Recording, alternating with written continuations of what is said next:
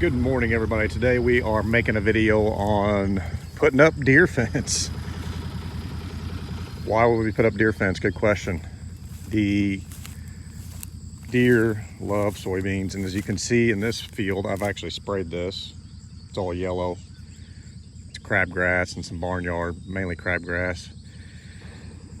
There's not many beans out through here. There's one there, one here, over there. There's just scattered. I've already replanted it once, and right now it is so thin that I ended up having to replant just here a while back, not that long ago. So there should be some baby beans coming up here pretty soon to fill in the gaps and the voids. At least that's the plan, that's the hope. But anyhow, we're putting up this fence to hope. Here's one right here coming up, little baby bean. We're hoping to put this single strand of electric wire up, and it does help, even though you wouldn't think it does, but it does. Let's keep going. So I'm using the Can-Am here to pull the water out. I got the hose reel where I reeled up the wire from last year. You have to take it down every year. The deer get used to it, and they just walk right over it, jump right over it, whatever. It's spaced up about 28 inches off the ground is where the spacing is from the ground. And you have to make sure it's hot with electricity, and we do that with a 12-volt cattle fencer or horse fencer. I'm actually behind on this. I should have this up prior to the beans actually coming out of the ground, but I did not get a chance to put it up. The problem I'm going to run into now is the deer now know that the beans are out here. It's kind of like going to like a buffet, Ryan's buffet or Golden Corral or whatever, if you can imagine that. It's like going there and feasting on the best food there, the steaks, the prime rib, having the guy take the knife and cut the meat off, and then go and eat dessert. That's what this is for deer. It's the meats, the potatoes, all the good stuff we love to eat, and especially dessert, all wrapped up into one.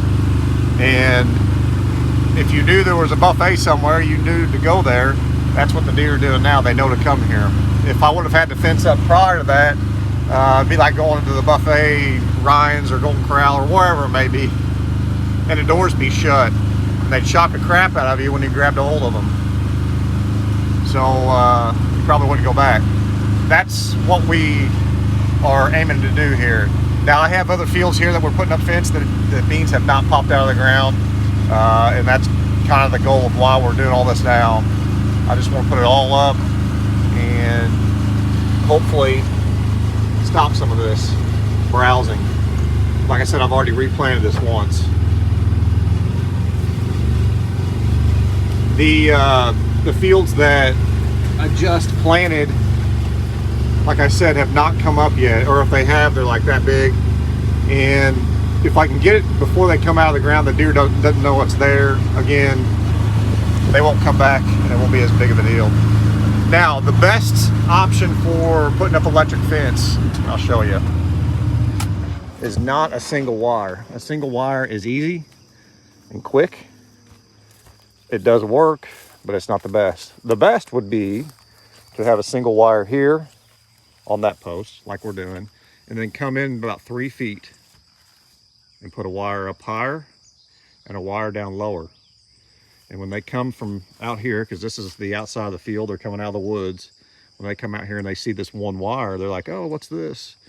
And they sometimes touch it and get shocked.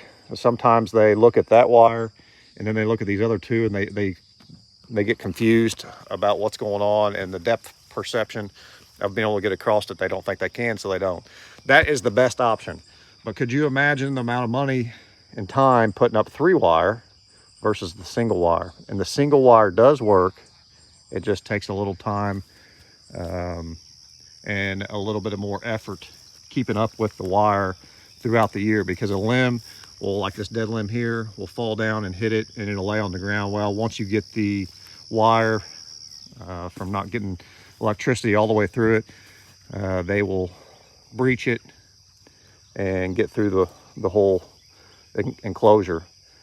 Or they could just step right over it if there was a limb. So you have to maintain a little bit more. With the 3-wire, it's not as big of a deal because there's obviously more wire, and it can withstand a little bit more tree limb falling. And sometimes a deer will run into it and they'll knock it down. So you just got to pay attention to it. The other thing that happens is if a deer does get in here, well, they learn from each other. So if a deer learns that it can go through this fence and jump over it, the other ones will be looking in the woods saying, oh, I can do that then, and then they will do it. So technically you're supposed to get rid of the deer that get in here because they teach the other ones. At least run them out. So I try to run them out. At least that's the plan. So yeah, we're gonna keep going here.